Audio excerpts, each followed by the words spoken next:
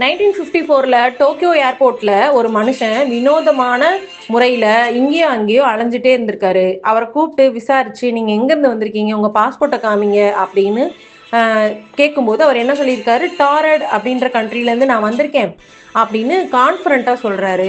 So அப்படி ஒரு நாடே இல்லையே அப்படின்னு அபிஷியல் மேப்பை காட்டுங்க அப்படின்னு சொல்லி காட்டினப்போ அவர் காட்டின இடம் பிரான்ஸ் அண்ட் ஸ்பெயினுக்கு நடுவில் இருக்கும் ஆண்டோரா.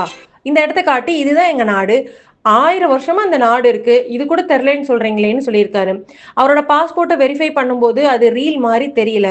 விசா ஸ்டாம்ப்பு எல்லாமே டபுள் செக் பண்ணும்போது கூட அவரோட கண்ட்ரி ஏதோ உண்மையிலே இருக்கிற மாதிரியே இருந்திருக்கு.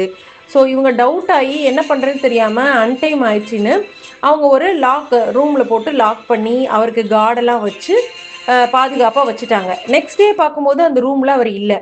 விண்டோஸ் க்ளோஸ் ஆயிருக்கு, கார்டு வெளியிலே இருக்காங்க, டோரும் க்ளோஸ் ஆகி தான் இருக்கு. ஆனால் அந்த மனுஷனை மாயமா மறைஞ்சிட்டாரு, எங்கன்னே தெரில, ட்ரேஸும் பண்ண முடியல. இப்பயும் ஒரு மிஸ்ட்ரியாவே இந்த இன்சிடென்ட் இருக்குதுன்னு சொல்றாங்க.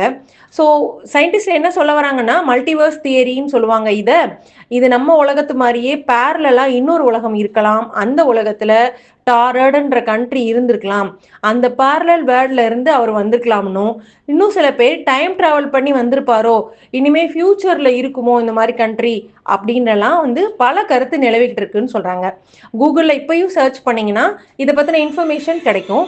ஸோ இந்த மாதிரியான மிஸ்ட்ரியான விஷயங்களை உங்களுக்கு வேணும்னா like, subscribe rams cartoon Tamil.